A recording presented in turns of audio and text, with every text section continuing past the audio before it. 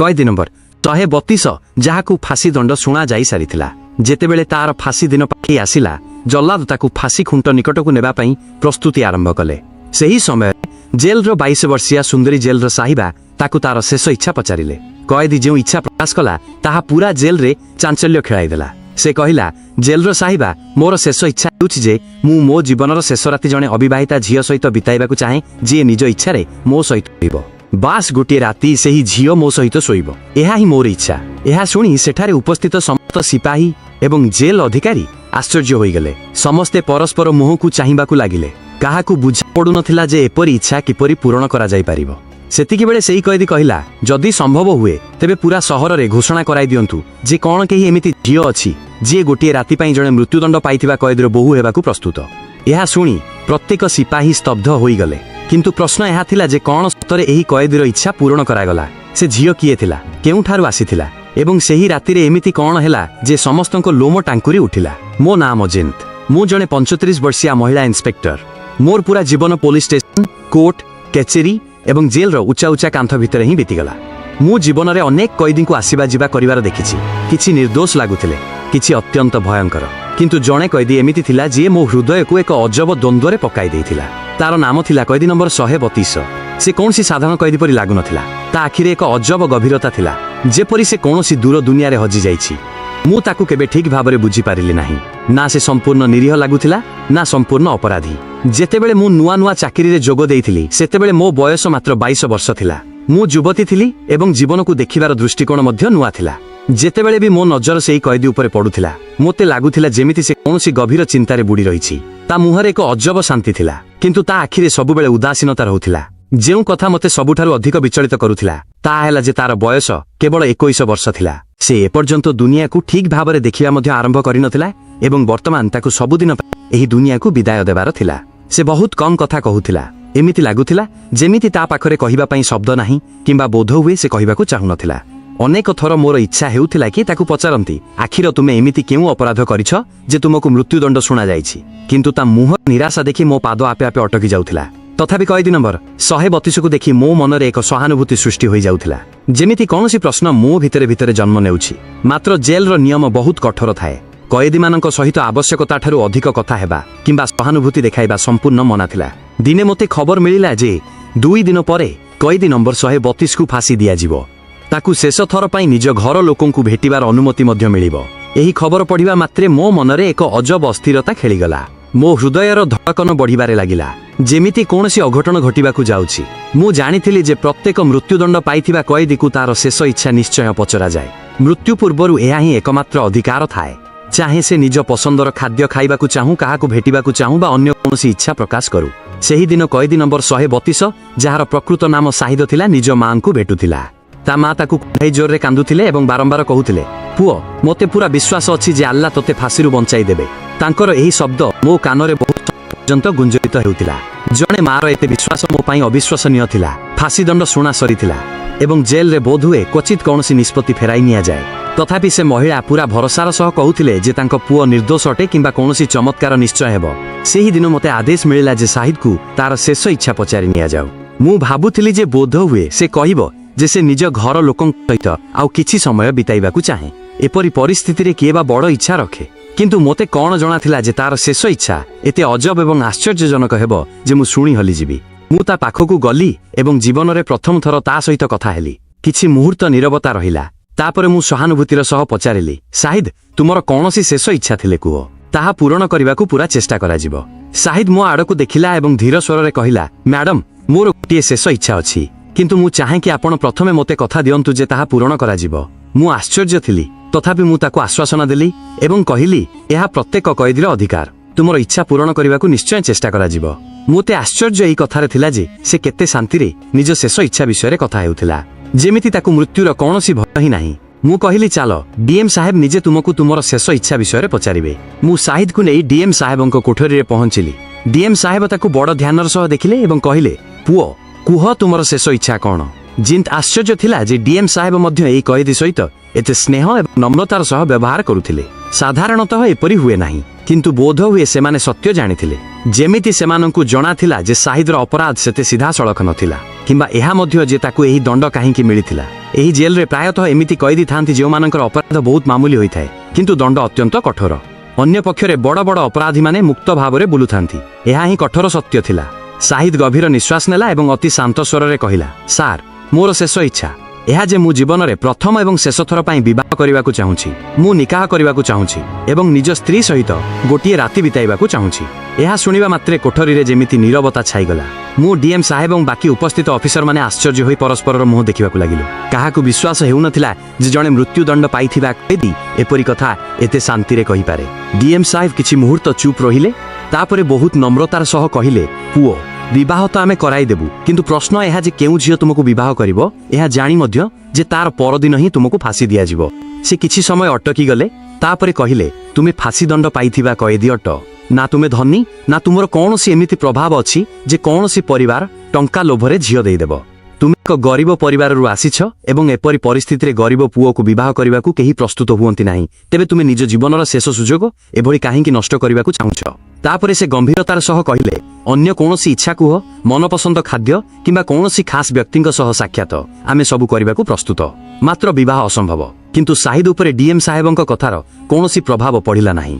ସେ ପୁରା ଶାନ୍ତିର ସହ କହିଲା, ସାହେବ, ମୁଁ ପୂର୍ବରୁ ହିଁ କହିସାରିଛି, ମୋର ଶେଷ ଇଚ୍ଛା ବିବାହ ଅଟେ। ଆପଣ ଚିନ୍ତା କରନ୍ତୁ ନାହିଁ। ମୁଁ ଏକ ଏମିତି ଉପାୟ ବତାଇବି ଯାହାଦ୍ୱାରା ଯଦି ମୋ ଭାଗ୍ୟରେ ବିବାହ ଥିବ ତେବେ ନିଶ୍ଚୟ ହୋଇଯିବ। ସମସ୍ତେ ଆଶ୍ଚର୍ଯ୍ୟ ହୋଇ ତା ଆଡ଼କୁ ଦେଖିବାକୁ ଲାଗିଲେ। ଗୋଟିଏ ମୁହୂର୍ତ୍ତ ପାଇଁ ତ ଏହି ଚିନ୍ତା ମଧ୍ୟ ଆସିଲା ଯେ କାଳେ ସେ ଇନ୍ସପେକ୍ଟର ଜିନ୍ତୁଙ୍କୁ ବିବାହ କରିବା ପାଇଁ ଜିଦ୍ ନ କରି ବସେ। କିନ୍ତୁ ସାହିଦ ଯେଉଁ ପରବର୍ତ୍ତୀ କଥା କହିଲା ତାହା ଏହାଠାରୁ ମଧ୍ୟ ଅଧିକ ଆଶ୍ଚର୍ଯ୍ୟଜନକ ଥିଲା। ସେ କହିଲା, ଆପଣ ବାସ୍ ଏତିକି କରିଦିଅନ୍ତୁ ଯେ ସହରରେ ଘୋଷଣା କରାଇ ଦିଅନ୍ତୁ ଯେ ସାହିଦ, ଯିଏ ଫାଶୀ ପାଇବାକୁ ଥିବା କଏଦୀ, ସେ ଏମିତି ଜଣେ ମହିଳାଙ୍କୁ ବିବାହ କରିବାକୁ ଚାହୁଁଛି ଯିଏ କେବଳ ଗୋଟିଏ ଦିନ ପାଇଁ ତାର ବୋହୂ ହେବାକୁ ପ୍ରସ୍ତୁତ ଥିବ, ତାର ମୃତ୍ୟୁଦଣ୍ଡ ପୂର୍ବରୁ। ଏହା ଶୁଣିବା ମାତ୍ରେ ପୁରା କୋଠରୀ ସ୍ତବ୍ଧ ହୋଇଗଲା। ଏତେ ଅଜବ କଥା ଯେ ନିଜ କାନ ଉପରେ ବିଶ୍ୱାସ କରିବା କଷ୍ଟକର ହେଉଥିଲା। ସାହିଦ ଡିଏମ୍ ସାହେବଙ୍କ ଠାରୁ କଥା ମଧ୍ୟ ନେଲା ଯେ ଯଦି କୌଣସି ମହିଳା ଏହି ସର୍ତ୍ତରେ ବିବାହ ପାଇଁ ରାଜି ହୋଇଯାଆନ୍ତି ତେବେ ତାଙ୍କୁ ଅଟକାଯିବ ନାହିଁ ଏବଂ ସେ ପୁରା ରାତି ତା ସହିତ ବିତାଇ ପାରିବେ। ତାର ଏହି ଚାଲାକି ଏବଂ ଆତ୍ମବିଶ୍ୱାସ ଆମ ସମସ୍ତଙ୍କୁ ଚିନ୍ତା କରିବାକୁ ବାଧ୍ୟ କରୁଥିଲା। ଡିଏମ୍ ସାହେବ କିଛି ମୁହୂର୍ତ୍ତ ଚିନ୍ତା କଲେ ଏବଂ ତାପରେ କହିଲେ, ପୁଅ, ଆମକୁ ପୁରା ବିଶ୍ୱାସ ଅଛି ଯେ କୌଣସି ମଧ୍ୟ ମହିଳା ଏହି ସର୍ତ୍ତରେ ତୁମକୁ ବିବାହ କରିବେ ନାହିଁ। ଭଲ କିଏ ନିଜ ଜୀବନ କାହିଁକି ବର୍ବାଦ କରିବ? କେବଳ ଗୋଟିଏ ଦିନ ପାଇଁ ବୋହୂ ହେବାର ଅର୍ଥ କ'ଣ? କିଏ ନିଜ ଘର ଲୋକଙ୍କ ସହିତ ଶତ୍ରୁତା କରିବ? କିନ୍ତୁ ସାହିଦ ସମ୍ପୂର୍ଣ୍ଣ ଶାନ୍ତ ରହିଲା। ନରମ ସ୍ୱରରେ କହିଲା, ଆପଣ ବାସ୍ ଘୋଷଣା କରାଇ ଦିଅନ୍ତୁ। ଯଦି କେହି ନ ଆସିଲେ ତେବେ ମୋର ଅନ୍ୟ କୌଣସି ଇଚ୍ଛା ନାହିଁ। ତାପରେ ଚାହେଁ ମୋତେ ସର୍ବସାଧାରଣରେ ଫାଶୀ ଖୁଣ୍ଟରେ ଚଢ଼ାଇ ଦିଆଯାଉ। ସାହିଦର ଏହି ଜିଦ୍ ଆଗରେ ଶେଷରେ ସବୁ ଅଫିସରଙ୍କୁ ମୁଣ୍ଡ ନୁଆଇବାକୁ ପଡ଼ିଲା। ପୁରା ସହରରେ ଘୋଷଣା କରାଇ ଦିଆଗଲା ଯେ ସାହିଦ, ଯାହାକୁ 2 ଦିନ ପରେ ଫାଶୀ ଦିଆଯିବ, ନିଜର ଶେଷ ଇଚ୍ଛା ରୂପେ ଗୋଟିଏ ଦିନ ପାଇଁ ବିବାହ କରିବାକୁ ଚାହୁଁଛି। ଯଦି କୌଣସି ମହିଳା ଏହି ସର୍ତ୍ତରେ ବିବାହ ପାଇଁ ପ୍ରସ୍ତୁତ ତେବେ ଆଗକୁ ଆସନ୍ତୁ। ଏହି ଘୋଷଣା ପୁରା ଅଞ୍ଚଳରେ ଗୁଞ୍ଜରିତ ହେଲା। କିନ୍ତୁ ସମସ୍ତଙ୍କ ମନରେ ଗୋଟିଏ ହିଁ ବିଶ୍ୱାସ ଥିଲା, କୌଣସି ମଧ୍ୟ ଝିଅ ଏଭଳି ସର୍ତ୍ତରେ ଆଗକୁ ଆସିବ ନାହିଁ। ସାହିଦ ଏକ ଗରିବ ପରିବାରରୁ ଥିଲା। ଇନ୍ସପେକ୍ଟର ଜିନତଙ୍କୁ ମଧ୍ୟ ପୁରା ଭରସା ଥିଲା ଯେ ଏସବୁ କେବଳ ଏକ ଔପଚାରିକତା ଅଟେ। ଜିନତ କୁହନ୍ତି, ଆମକୁ ଏସବୁ ଏକ ମଜାକ ପରି ଲାଗୁଥିଲା, ଏକ ଅସମ୍ଭବ କଥା। କିନ୍ତୁ ଠିକ୍ ଗୋଟିଏ ଘଣ୍ଟା ପରେ ଜଣେ ସିପାହୀ ଦୌଡ଼ି ଦୌଡ଼ି ଆସିଲା ଏବଂ ହାଲିଆ ହୋଇ କହିଲା, ଇନ୍ସପେକ୍ଟର ସାହିବା, ଜେଲ୍ ବାହାରେ ଜଣେ ଝିଅ ଆସିଛି। ସେ କନ୍ୟା ବେଶରେ ଅଛି ଏବଂ ତା ସହିତ ଜଣେ କାଜୀ ସାହେବ ମଧ୍ୟ ଅଛନ୍ତି। ଏହା ଶୁଣି ମୁଁ ଏବଂ ଡିଏମ୍ ସାହେବ ଚମକି ପଡ଼ିଲୁ। ଆମେ ତୁରନ୍ତ ବାହାର ଆଡ଼କୁ ବାହାରିଲୁ। ଜେଲ୍ ଫାଟକରେ ଜଣେ ଯୁବତୀ ଠିଆ ହୋଇଥିଲା। ବୟସ ପାଖାପାଖି 18ରୁ 19 ବର୍ଷ। ସେ ସମ୍ପୂର୍ଣ୍ଣ ରୂପେ କନ୍ୟା ବେଶରେ ସଜ୍ଜିତ ହୋଇଥିଲା। ସଜାସଜି ବିବାହର ସମ୍ପୂର୍ଣ୍ଣ ପୋଷାକରେ। ତା ସହିତ ଜଣେ ମୌଲବୀ ସାହେବ ଠିଆ ହୋଇଥିଲେ ଯାହାଙ୍କ ହାତରେ ନିକାହର ରେଜିଷ୍ଟର ଥିଲା। ଡିଏମ୍ ସାହେବ ଆଶ୍ଚର୍ଯ୍ୟ ହୋଇ ପଚାରିଲେ, ମୌଲବୀ ସାହେବ, ଆପଣ କିଏ ଏବଂ ଏହି ଝିଅ କିଏ? ମୌଲବୀ ସାହେବ ଉତ୍ତର ଦେଲେ, ଏହି ଝିଅ ମୋ ପାଖକୁ ନିଜେ ଆସିଥିଲା। କହିଲା ଯେ ମୁଁ ଏହାର ନିକାହ ପଢ଼ାଏ। ମୁଁ ସେହି ଝିଅକୁ କହିଲି, କ'ଣ ତୁମେ ଜାଣିଛ ଯେ ଯାହା ସହିତ ତୁମେ ବିବାହ କରିବାକୁ ଯାଉଛ ତାକୁ ମୃତ୍ୟୁଦଣ୍ଡ ମିଳିଛି? ଝିଅଟି ବିନା ଦ୍ୱିଧାରେ ଉତ୍ତର ଦେଲା, ଜି, ମୋତେ ସବୁ ଜଣାଅଛି। ଆମେ ସମସ୍ତେ ଆଶ୍ଚର୍ଯ୍ୟ ହୋଇଗଲୁ। ମୌଲବୀ ସାହେବ କହିଲେ, ମୁଁ ଏହାକୁ ବହୁତ ବୁଝାଇଲି। କହିଲି, ଝିଅ ନିଜ ଜୀବନ କାହିଁକି ବର୍ବାଦ କରୁଛ? କିନ୍ତୁ ଏ ନିଜ ଜିଦ୍ରେ ଅଟଳ ରହିଲା। ଏ କହିଲା, ମୁଁ କେବଳ ଏବଂ କେବଳ ସାହିଦକୁ ହିଁ ବିବାହ କରିବି। ତାପରେ ସେ ଧୀର ସ୍ୱରରେ ଯୋଡ଼ିଲେ, କାରଣ ଏ ସାହିଦକୁ ସତ୍ୟ ପ୍ରେମ କରେ। ଏହା ଶୁଣି ପୁରା ଜେଲ୍ରେ ନୀରବତା ଛାଇଗଲା। ଆମକୁ ବିଶ୍ୱାସ ହିଁ ହେଉନଥିଲା ଯେ କୌଣସି ଝିଅ କୌଣସି କଏଦୀକୁ ଏତେ ଭଲ ପାଇପାରେ ଯେ ତା ପାଇଁ ସବୁକିଛି ଛାଡ଼ିବାକୁ ପ୍ରସ୍ତୁତ ହୋଇଯିବ। କଥା ଯେତିକି ଅଜବ ଥିଲା ସେତିକି ସତ୍ୟ ମଧ୍ୟ ଏବଂ କାହାରି ଏଥିରେ ଆପତ୍ତି କରିବାର ଅଧିକାର ନଥିଲା। ଆମ କାମ କେବଳ କଏଦୀର ଶେଷ ଇଚ୍ଛା ପୂରଣ କରିବା ଥିଲା। ଶେଷରେ ଆଇନଗତ ପ୍ରକ୍ରିୟା ପୂରଣ କରିବା ପାଇଁ ମୌଲବୀ ସାହେବଙ୍କୁ ଭିତରକୁ ଡକାଗଲା। ସାହିଦକୁ ତାର କୋଠରୀରୁ ବାହାର କରି ଜେଲ୍ ଅଫିସରେ ବସାଗଲା। ସେଠାରେ ମୌଲବୀ ସାହେବ ସାହିଦ ଏବଂ ସେହି ଝିଅର ନିକାହ ପଢ଼ାଇ ଦେଲେ। ନିକାହ ଶେଷ ହେବା ମାତ୍ରେ ସାହିଦ ହାଲୁକା ହସ ସହିତ କହିଲା, କଥା ମୁତାବକ ବର୍ତ୍ତମାନ ଆପଣ ମୋ ସ୍ତ୍ରୀକୁ ମୋ ପାଖକୁ ପଠାଇଦେବେ ବାସ୍ ଗୋଟିଏ ଦିନ ପାଇଁ। ତାପରେ ଏହି ଝିଅ ଚାଲିଯିବ। ତାପରେ ମୋତେ ଫାଶୀ ଦେଇଦେବେ। ମୋତେ କୌଣସି ଦୁଃଖ ହେବ ନାହିଁ। ମୋ ପ୍ରେମ ମୋତେ ମିଳିଗଲା। ଏହା ହିଁ ମୋ ପାଇଁ ଯଥେଷ୍ଟ। ସାହିଦର ଏହି କଥା ଶୁଣି ଇନ୍ସପେକ୍ଟର ଜିନତଙ୍କ ଆଖିରେ ଲୁହ ଆସିଗଲା। ସତ୍ୟ ପ୍ରେମ ବୋଧହୁଏ ଏମିତି ହିଁ ହୋଇଥାଏ, ନିର୍ଭୀକ, ଭୟଶୂନ୍ୟ। ଜିନ୍ତ ମନେ ମନେ ଭାବିଲେ, କିନ୍ତୁ ତାଙ୍କୁ କଣ ଜଣାଥିଲା ଯେ ଏହି ଶବ୍ଦ ପଛରେ ଏକ ଏମିତି କାହାଣୀ ଲୁଚି ରହିଛି ଯାହା ଆମ ସମସ୍ତଙ୍କ ହୋଶ ଉଡାଇ ଦେବାର ଥିଲା। ଡିଏମ୍ ସାହେବ ହାଲୁକା ହସ ସହିତ ଜିନତଙ୍କ ଆଡକୁ ଇସାରା କଲେ ଏବଂ କହିଲେ, ଝିଅକୁ ସାହିଦର ସେଲ୍କୁ ନେଇଯାଅ ଏବଂ କବାଟ ବନ୍ଦ କରିଦିଅ। ଜିନତ ଆଦେଶ ପାଳନ କଲେ। ଦୁହିଁଙ୍କୁ ସେଲ୍ରେ ବନ୍ଦ କରି ସେ ବାହାରକୁ ଆସିଗଲେ। ତାଙ୍କ ମନରେ ଏହା ଥିଲା ଯେ ଅତି ବେଶୀରେ କିଛି ସମୟ ମଧ୍ୟରେ ସେହି ଝିଅ ନିଜେ ହିଁ ଭୟଭୀତ ହୋଇ ବାହାରକୁ ବାହାରିବାକୁ ଚାହିଁବ। ଶେଷରେ ମୃତ୍ୟୁଦଣ୍ଡ ପାଇଥିବା କଏଦୀ ସହିତ ରହିବା କୌଣସି ସହଜ କଥା ନୁହେଁ। ମାତ୍ର ସମୟ ବିତି ଚାଲିଲା ଏବଂ ବାହାରକୁ କେବଳ ହାଲୁକା ହାଲୁକା ଫୁସ୍ଫୁସ୍ ଶବ୍ଦ ଆସୁଥିଲା। ବେଳେବେଳେ ଏମିତି ଲାଗୁଥିଲା ଯେମିତି କେହି କୌଣସି ଜିନିଷ ଖୋଲିବା ବା ଛେଡ଼ିବାକୁ ଚେଷ୍ଟା କରୁଛି। ଜିନତଙ୍କୁ ସନ୍ଦେହ ହେଲା, କାଳେ ଏମାନେ କବାଟ ଭାଙ୍ଗିବାକୁ ଚେଷ୍ଟା ତ କରୁନାହାନ୍ତି। କିନ୍ତୁ ପରବର୍ତ୍ତୀ ମୁହୂର୍ତ୍ତରେ ସେ ନିଜକୁ ବୁଝାଇଲେ, ସେଲ୍ର କବାଟ ମୋଟା ଲୁହାର ଥିଲା। ସେଥିରେ ବଡ଼ ଏବଂ ମଜବୁତ ତାଲା ଲାଗିଥିଲା। ତାହା ଭାଙ୍ଗିବା ଅସମ୍ଭବ ଥିଲା। ସେ ନିଜ ଅଫିସକୁ ଫେରିଗଲେ। ମାତ୍ର ତାଙ୍କ ମନ ଅସ୍ଥିର ଥିଲା। ମସ୍ତିଷ୍କ ଚିନ୍ତାରେ ବୁଡ଼ି ରହିଥିଲା। ହଠାତ୍ ଜେଲ୍ ଭିତରୁ ଏକ ହୃଦୟଥରା ଚିତ୍କାର ଶୁଭିଲା। ଜିନ୍ତ ତୁରନ୍ତ ନିଜ ଚେୟାରରୁ ଉଠିଲେ ଏବଂ ଦୌଡ଼ି ଦୌଡ଼ି ସାହିଦର ସେଲ୍ ଆଡ଼କୁ ଗଲେ। କଣ ହେଲା? ସେ ଭିତରକୁ ଚାହିଁ ପଚାରିଲେ। ସେଲ୍ ଭିତରେ ସେ ଝିଅ ଠିଆ ହୋଇଥିଲା। କନ୍ୟା ବେଶରେ ତାର ଓଢ଼ଣୀ ତଳକୁ ପଡ଼ିଯାଇଥିଲା। ନିଶ୍ୱାସ ଅନିୟମିତ ଥିଲା। ପୁରା ଶରୀର ଥରୁଥିଲା।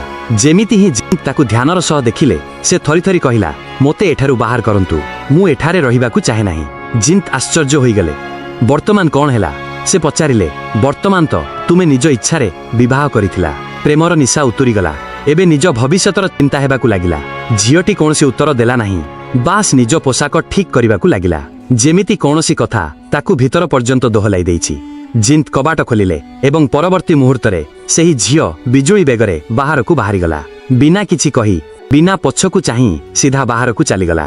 ଜିନ୍ତ ସେଲ୍ର କବାଟ ପୁଣି ଥରେ ବନ୍ଦ କଲେ, ତାଲା ଲଗାଇଲେ, ନିଜ ଦାୟିତ୍ୱ ତୁଲାଇଲେ ଏବଂ ଫେରିଆସି ଅଫିସରେ ବସିଗଲେ। କିଛି ସମୟ ପରେ କ୍ଳାନ୍ତି ଯୋଗୁଁ ତାଙ୍କୁ ନିଦ ଆସିଗଲା। ସକାଳ ହେବା ମାତ୍ରେ ଡିଏମ୍ ସାହେବ ଦ୍ରୁତ ଗତିରେ ଜିନ୍ତଙ୍କ ଅଫିସରେ ପଶିଲେ। ତାଙ୍କ ମୁହଁ ରାଗରେ ଲାଲ ପଡ଼ିଯାଇଥିଲା। କଏଦୀ ନମ୍ବର 132 କେଉଁଠି? ସେ ରାଗରେ ଗର୍ଜନ କଲେ। ଜିନ୍ତ ଚମକି ପଡ଼ିଲେ। ସେ ନିଜ ସେଲ୍ରେ ହିଁ ଥିବ ସାର୍। କିନ୍ତୁ ଡିଏମ୍ ସାହେବଙ୍କ ଆଖିରେ ସନ୍ଦେହ ସ୍ପଷ୍ଟ ଦେଖାଯାଉଥିଲା। ଯାଇ ଭଲ ଭାବରେ ଦେଖ, ସେ କଡ଼ା ସ୍ୱରରେ କହିଲେ। ଜିନ୍ତଙ୍କ ହୃଦୟ ଜୋରରେ ଧଡ଼କିବାକୁ ଲାଗିଲା। ସେ ଦୌଡ଼ି ଦୌଡ଼ି ସାହିଦର ସେଲ୍ ଆଡ଼କୁ ଗଲେ।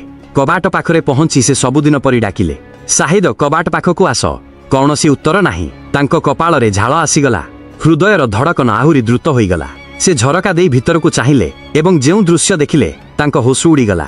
ସେଲ୍ ଭିତରେ ଜଣେ ବ୍ୟକ୍ତି ପୁରୁଷ ପୋଷାକରେ ଚଟାଣରେ ଶୋଇଥିଲା। ପିଠି କାନ୍ଥ ଆଡ଼କୁ ଥିଲା। ଜିନ୍ତଙ୍କ ନିଶ୍ୱାସ ଅଟକିଗଲା। ହାତ ଥରିବାକୁ ଲାଗିଲା। ସେ ତୁରନ୍ତ କବାଟ ଖୋଲିଲେ ଏବଂ ସେହି ବ୍ୟକ୍ତିକୁ ଓଲଟାଇଲେ। ପରବର୍ତ୍ତୀ ମୁହୂର୍ତ୍ତରେ ତାଙ୍କ ପାଦ ତଳୁ ମାଟି ଖସିଗଲା। ଏ ତ ସେହି ଝିଅ ଥିଲା ଯିଏ ଗତ ରାତିରେ କନ୍ୟା ହୋଇ ସାହିଦକୁ ବିବାହ କରିବାକୁ ଆସିଥିଲା। ଜିନ୍ତଙ୍କ ଆଖି ଖୋସି ହୋଇଗଲା। ସେହି ସମୟରେ ଡିଏମ୍ ସାହେବ ମଧ୍ୟ ସେଠାରେ ପହଞ୍ଚିଗଲେ। ଯେମିତି ସେ ଏହା ଦେଖିଲେ, ରାଗ ଏବଂ ଆଶ୍ଚର୍ଯ୍ୟରେ ଚିତ୍କାର କରି ଉଠିଲେ, ଏ କଣ ଖେଳ?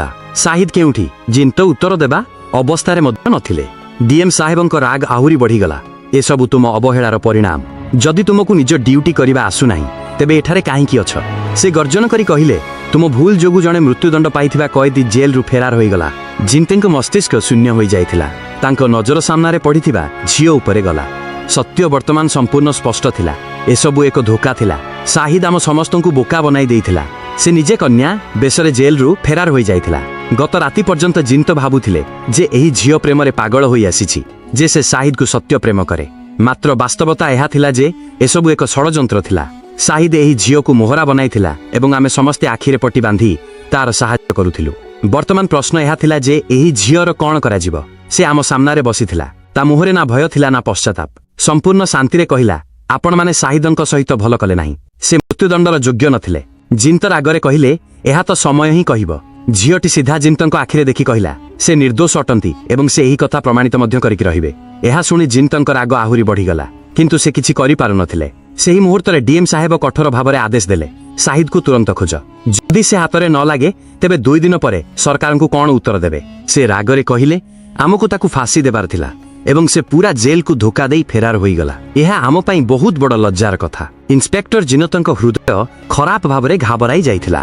କାରଣ ସ୍ପଷ୍ଟ ଥିଲା, ସେ ଏବେ ଚାକିରିରେ ଯୋଗ ଦେଇଥିଲେ ଏବଂ ଆରମ୍ଭରେ ହିଁ ଏତେ ବଡ଼ ଭୁଲ ହୋଇଯାଇଥିଲା। ଜିନତ କୁହନ୍ତି, ମୁଁ ନିଜେ ବୁଝିପାରୁନଥିଲି ଯେ ମୋ ସହିତ ଏତେ ବଡ଼ ଧୋକା କିପରି ହୋଇଗଲା। ମୁଁ ଜଣେ ମଣିଷ ଉପରେ ଭରସା କଲି, ଜଣେ ଝିଅର କଥାରେ ବିଶ୍ୱାସ କଲି, ସେମାନଙ୍କର ବିବାହ କରାଇଲି ଏବଂ ବଦଳରେ ସେମାନେ ମୋ ଆଖିରେ ଧୂଳି ଦେଇଦେଲେ। ବର୍ତ୍ତମାନ ଆମ ପାଖରେ ବାସ୍ ଗୋଟିଏ ହିଁ ରାସ୍ତା ବଞ୍ଚିଥିଲା, ଏହି ଝିଅର ବାପା ମାଙ୍କ ପାଖରେ ପହଞ୍ଚିବା ଏବଂ ପୁରା ସତ୍ୟ ଜାଣିବା। କିନ୍ତୁ ପରବର୍ତ୍ତୀ ମୁହୂର୍ତ୍ତରେ ମୋ ମନରେ ଚିନ୍ତା ଆସିଲା, କାହିଁକିନା ସିଧା ଏହି ଝିଅକୁ ପଚାରି ନିଆଯାଉ, ବୋଧହୁଏ ସେ ହିଁ ସତ୍ୟ ବୟାନ କରିଦେବ। ସାହିଦକୁ ଖୋଜିବା ବର୍ତ୍ତମାନ ଅତ୍ୟନ୍ତ କଷ୍ଟକର ଥିଲା। ସେ ଅନେକ ଘଣ୍ଟା ପୂର୍ବରୁ ଜେଲରୁ ଫେରାର ହୋଇଯାଇଥିଲା। ଆମକୁ ତ ସନ୍ଧ୍ୟାରେ ଜଣାପଡ଼ିଲା, ଯେତେବେଳେ କି ସେ ସକାଳ 4ଟାରୁ ହିଁ ବାହାରି ଯାଇଥିଲା। ଏହି ସମୟରେ ସେ କେଉଁଠି ଥିବ, କାହାକୁ କୌଣସି ଅନୁମାନ ନଥିଲା। ମୁଁ ସେହି ଝିଅ ଆଡ଼କୁ ଦେଖିଲି ଏବଂ ନମ୍ରତାର ସହ କହିଲି, ମୋତେ ତୁମକୁ 2ଟି ପ୍ରଶ୍ନ କରିବାର ଅଛି ଏବଂ ମୋର ଆଶା ଅଛି ଯେ ତୁମେ ସତ ସତ ଉତ୍ତର ଦେବ।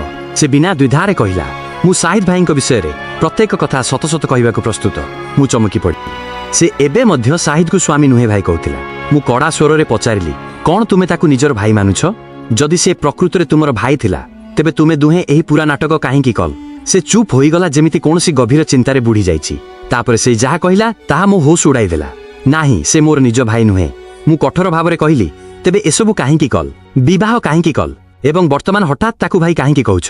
ତୁମେ ଦୁହେଁ ଆମକୁ ଧୋକା ଦେଲ, ତାକୁ ଫେରାର ହେବାରେ ସାହାଯ୍ୟ କଲ। କିନ୍ତୁ ମନେ ରଖ, ଆମେ ତାକୁ ଶୀଘ୍ର ଧରିନେବୁ ଏବଂ ତାକୁ ଫାଶୀ ଖୁଣ୍ଟରେ ଝୁଲାଇ ଦିଆଯିବ। ମାତ୍ର ସେହି ଝିଅ ସମ୍ପୂର୍ଣ୍ଣ ଶାନ୍ତ ବସି ରହିଲା। ତା ମୁହଁରେ ଅଜବ ଶାନ୍ତି ଥିଲା। ସେ ମୋ ଆଖିରେ ଦେଖି କହିଲା, ବିଶ୍ୱାସ କରନ୍ତୁ, ସେ ସେଭଳି ମଣିଷ ନୁହନ୍ତି। ସେ ଶୀଘ୍ର ହିଁ ଫେରି ଆସିବେ। ମୁଁ ଆଶ୍ଚର୍ଯ୍ୟ ରହିଗଲି। ଏତେ ବିଶ୍ୱାସ କିପରି? ମୁଁ ପଚାରିଲି। ସେ ଗଭୀର ନିଶ୍ୱାସ ନେଲା ଏବଂ କହିଲା, ସେ ଜାଣନ୍ତି ଯେ କେଉଁଠିକୁ ଯିବାର ଅଛି ଏବଂ କେଉଁଠିକୁ ନୁହେଁ। ଏବଂ ସବୁଠାରୁ ଗୁରୁତ୍ୱପୂର୍ଣ୍ଣ କଥା, ବର୍ତ୍ତମାନ ସେ ମୋତେ ବିବାହ କରିନେଇଛନ୍ତି। ମୁଁ ତାଙ୍କର ଦାୟିତ୍ୱ ଅଟେ। ସେ ମୋତେ ଛାଡ଼ି ପଳାଇବା ଲୋକଙ୍କ ମଧ୍ୟରୁ ନୁହନ୍ତି। ତା କଥାରେ ଏତେ ସ୍ଥିରତା ଥିଲା ଯେ ମୋ ଭିତରେ ମଧ୍ୟ ଏକ ଅଜବ ଅସ୍ଥିରତା ସୃଷ୍ଟି ହୋଇଗଲା। ମୁଁ ଗମ୍ଭୀରତାର ସହ ପଚାରିଲି, ତୁମକୁ ଏତେ ଭରସା କାହିଁକି ଅଛି? ସେ କିଛି ମୁହୂର୍ତ୍ତ ଚୁପ୍ ରହିଲା। ତାପରେ କହିଲା, ଯଦି ଆପଣ ମୋର ପୁରା କାହାଣୀ ଶୁଣିବେ, ତେବେ ବୋଧହୁଏ ଆପଣଙ୍କୁ ମଧ୍ୟ ବିଶ୍ୱାସ ହୋଇଯିବ ଏବଂ ତେବେ ଆପଣଙ୍କୁ ପ୍ରକୃତ ସତ୍ୟ ଜଣାପଡ଼ିବ। ମୁଁ ଚୁପ୍ ହୋଇଗଲି। ମୋତେ ଲାଗିଲା, ବୋଧହୁଏ ବର୍ତ୍ତମାନ କିଛି ଏମିତି ସାମ୍ନାକୁ ଆସିବାକୁ ଯାଉଛି ଯାହା ସବୁ ବଦଳାଇ ଦେବ। ସେ କହିଲା, ମୋ ନାମ ଫିରଦୌସ। ମୋ ବଡ଼ ଭଉଣୀର ନିର୍ବନ୍ଧ ସାହିଦଙ୍କ ସହିତ ହୋଇସାରିଥିଲା।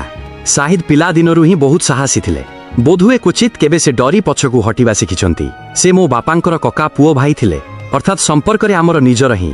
ବାପା ତାଙ୍କୁ ବହୁତ ପସନ୍ଦ କରୁଥିଲେ ଏବଂ ତାଙ୍କ ଉପରେ ପୁରା ଭରସା କରୁଥିଲେ। ନିର୍ବନ୍ଧ ପରେ ସାହିଦ ଆମ ଘରକୁ ଆସିବା ଯିବା କରିବାକୁ ଲାଗିଲେ। ସେ ବର୍ତ୍ତମାନ ଆମ ପରିବାରର ଅଂଶ ବନି ସାରିଥିଲେ। ଇନ୍ସପେକ୍ଟର ଜିନ୍ତନୀ ପରେ ତା କଥା ଶୁଣୁଥିଲେ। ଫିରଦୌସ ଆଗକୁ କହିଲା, ଆମ ଗାଁର ପରିବେଶ ଅଜବ ଥିଲା। ଗୋଟିଏ ରାତିରେ ସାହିଦ ଭଉଣୀଙ୍କୁ ଭେଟିବାକୁ ଆମ ଘରକୁ ଆସିଲେ। ସେହିଦିନ ବାପା ଘରେ ନଥିଲେ। ଘରେ କେବଳ ମୁଁ ଏବଂ ମୋ ଭଉଣୀ ଥିଲୁ। ମୁଁ ରୋଷେଇ ଘରେ ଚା ତିଆରି କରୁଥିଲି। ସବୁକିଛି ସ୍ୱାଭାବିକ ଲାଗୁଥିଲା କି ହଠାତ୍ କବାଟରେ ଜୋରରେ ଧକ୍କା ହେବାକୁ ଲାଗିଲା। ମୁଁ ଡରିଗଲି। ଭାବିଲି କାଳେ ବାପା ତ ଆସିଗଲେ ନାହିଁ। ମୁଁ ବାହାରକୁ ଚାହିଁଲି ଏବଂ ଯାହା ଦେଖିଲି ସେଥିରେ ମୋର ଲୋମ୍ ଟାଙ୍କୁରି ଉଠିଲା। 3-4 ଜଣ ଲୋକ ବାହାରେ ଠିଆ ହୋଇଥିଲେ। ସେମାନଙ୍କ ମୁହଁ କ୍ରୂର ଥିଲା, ଉଦ୍ଦେଶ୍ୟ ବିପଜ୍ଜନକ। ଏତିକି ବୁଝିବା କଷ୍ଟକର ନଥିଲା ଯେ ଏମାନେ କୌଣସି ସାଧାରଣ ଲୋକ ନୁହନ୍ତି, ବରଂ ଗୁଣ୍ଡା ଥିଲେ। ସେମାନେ ଚିତ୍କାର କରି କହିଲେ, କବାଟ ଖୋଲ, ନଚେତ୍ ଭାଙ୍ଗିଦେବୁ। ମୁଁ ନେହୁରା ହୋଇ କହିଲି, ଆମେ ଘରେ ଏକୁଟିଆ 2ଟି ଝିଅ ଅଛୁ, ଦୟାକରି ଚାଲି ଯାଆନ୍ତୁ। ମାତ୍ର ସେମାନଙ୍କ ମଧ୍ୟରୁ ଜଣେ ହସି ହସି କହିଲା, ଆମକୁ ସବୁ ଜଣାଅଛି। ଏବେ ଏଠାକୁ ଜଣେ ଯୁବକ ଆସିଛି, ଆମକୁ ବୋକା ବନାଅ ନାହିଁ। ପାଟିତୁଣ୍ଡ ଶୁଣି ସାହିଦ ବାହାରକୁ ଆସିଗଲେ। ସେ କବାଟ ଖୋଲିଲେ ଏବଂ ମୋତେ ଇସାରାରେ ଭିତରକୁ ପଠାଇଦେଲେ। ମୁଁ ମୋ କୋଠରୀରେ ଲୁଚିଗଲି, କିନ୍ତୁ ବାହାରେ ହେଉଥିବା ପ୍ରତ୍ୟେକ ଶବ୍ଦ ସ୍ପଷ୍ଟ ଶୁଣୁଥିଲି। ସାହିଦ ସେହି ଗୁଣ୍ଡାମାନଙ୍କ ସାମ୍ନାରେ ଠିଆ ହୋଇଗଲେ। ସେମାନଙ୍କ ମଧ୍ୟରୁ ଜଣେ ଅତ୍ୟନ୍ତ ଖରାପ କଥା କହିଲା। ସାହିଦଙ୍କ ରକ୍ତ ଗରମ ହୋଇଗଲା, କିନ୍ତୁ ସେ ନିଜକୁ ନିୟନ୍ତ୍ରଣରେ ରଖିଲେ, କାରଣ ସେ ଏକୁଟିଆ ଥିଲେ ଏବଂ ସାମ୍ନାରେ 4-5 ଜଣ ଲୋକ ଥିଲେ। ସେହି ରାତିରେ ସାହିଦ ବୁଦ୍ଧିମାନର ସହ କାମ ନେଲେ ଏବଂ ସେମାନଙ୍କୁ କୌଣସି ପ୍ରକାରେ ତଡ଼ିଦେଲେ। କିନ୍ତୁ ଏହାପରେ ଏହା ପ୍ରତିଦିନର ତମସା ହୋଇଗଲା। ବାପା ଯେମିତି ହିଁ ଘରୁ ବାହାରୁଥିଲେ, ସେମାନେ ବାହାରେ ଠିଆ ହୋଇ ଆମକୁ ହଇରାଣ କରୁଥିଲେ। ତାପରେ ଗୋଟିଏ ରାତିରେ ସବୁକିଛି ବଦଳିଗଲା। ମୋ ଭଉଣୀ ନିଜ କୋଠରୀରେ ଶୋଇଥିଲା। ହଠାତ୍ ଝରକା ଭାଙ୍ଗିବାର ଶବ୍ଦ ଆସିଲା। କେହି ଜବରଦସ୍ତି ଭିତରକୁ ପଶୁଥିଲା। ସେହି ସମୟରେ ସାହିଦ ମଧ୍ୟ ଘରେ ଉପସ୍ଥିତ ଥିଲା। ସେ ନିଜ ଆଖିରେ ଜଣେ ଗୁଣ୍ଡାକୁ ଝରକା ଦେଇ ଡେଇଁବାର ଦେଖିଲେ। ବାସ୍, ତାପରେ କ'ଣ ଥିଲା? ଏକ ଭୟଙ୍କର ଲଢ଼େଇ ଆରମ୍ଭ ହୋଇଗଲା। ସେହି ଝଗଡ଼ାରେ ସେହି ଗୁଣ୍ଡାମାନେ ମୋ ଭଉଣୀକୁ ମାରିଦେଲେ ଏବଂ ସାହିଦଙ୍କୁ ଏମିତି କେସରେ ଫସାଇ ଦିଆଗଲା ଯାହାର ଦଣ୍ଡ ତାଙ୍କୁ ମୃତ୍ୟୁ ରୂପରେ ମିଳିଲା। ପ୍ରକୃତ ଅପରାଧୀ କେବେ ଧରା ହିଁ ପଡ଼ିଲେ ନାହିଁ। ଫିରଦୌସର ସ୍ୱର କାନ୍ଦି କାନ୍ଦି ବନ୍ଦ ହୋଇଗଲା। ଯଦି ଆମେ ଧନୀ ହୋଇଥାନ୍ତୁ, ଯଦି ଆମ ପାଖରେ କ୍ଷମତା ଥାନ୍ତା, ତେବେ ବୋଧହୁଏ ଏସବୁ ନ ହୋଇଥାନ୍ତା। ଏହି ଦୁନିଆରେ ଦୁର୍ବଳମାନଙ୍କ ପାଇଁ ନ୍ୟାୟ କେଉଁଠି ଅଛି? ସାହିଦ କୌଣସି ନିର୍ଦ୍ଦୋଷର ହତ୍ୟା କରିନାହାନ୍ତି। ସେ ନିଜ ଭଉଣୀ, ନିଜ ଇଜ୍ଜତ ବଞ୍ଚାଇବା ପାଇଁ ଲଢ଼େଇ କରିଥିଲେ। ବାସ୍ତବରେ ଆମେ ଅପରାଧୀ ନଥିଲୁ। ସେ କୋହଭରା କଣ୍ଠରେ କହିଲା, ଅପରାଧୀ ସେମାନେ ଥିଲେ ଯେଉଁମାନେ ଆମ ଇଜ୍ଜତ ଉପରେ ନଜର ପକାଉଥିଲେ ଏବଂ ଆମ ଜୀବନକୁ ନର୍କ ବନାଉଥିଲେ। ତାପରେ ସେ ଆଉ ଏକ ଚମକାଇ ଦେବା ଭଳି କଥା କହିଲା, ସାହିଦଙ୍କ ମା ସେହି ସାକ୍ଷାତରେ ପୁରା ଯୋଜନା ମୋତେ ବୁଝାଇ ଦେଇଥିଲେ। ମୋ ମା ମଧ୍ୟ କହିଥିଲେ ଯଦି ଆବଶ୍ୟକ ପଡ଼େ ତେବେ ମୁଁ ମୋ ଦ୍ୱିତୀୟ ଝିଅକୁ ମଧ୍ୟ ବଳିଦାନ ଦେଇଦେବି, କିନ୍ତୁ ନିଜ ପୁଅକୁ ଦଣ୍ଡ ହେବାକୁ ଦେବି ନାହିଁ। ଫିରଦୌସ କାନ୍ଦି କାନ୍ଦି କହିଲା, ଆମ ପରିବାରକୁ ସାହିଦଙ୍କର ଅଧିକ ଆବଶ୍ୟକତା ଥିଲା, ମୋର ନୁହେଁ। ଯଦି ମୁଁ ମରି ମଧ୍ୟ ଯାଆନ୍ତି ତେବେ ବୋଧହୁଏ କାହାକୁ ଫରକ ପଡ଼ନ୍ତା ନାହିଁ। ସେଥିପାଇଁ ମୋତେ ବଳିଦାନ କରାଗଲା। ତାପରେ ସେ ଶେଷ କଥା କହିଲା। ସେହି ରାତିରେ ସାହିଦ ଜଣେ ବଡ଼ ଓକିଲଙ୍କୁ ଭେଟିବାକୁ ଯାଇଥିଲେ। ସେ ଓକିଲ ତାଙ୍କର ଋଣୀ ଥିଲେ, କାରଣ କେବେ ସାହିଦ ନିଜ ଜୀବନ ବାଜି ଲଗାଇ ତାଙ୍କୁ ଗୁଣ୍ଡାମାନଙ୍କ କବଳରୁ ବନ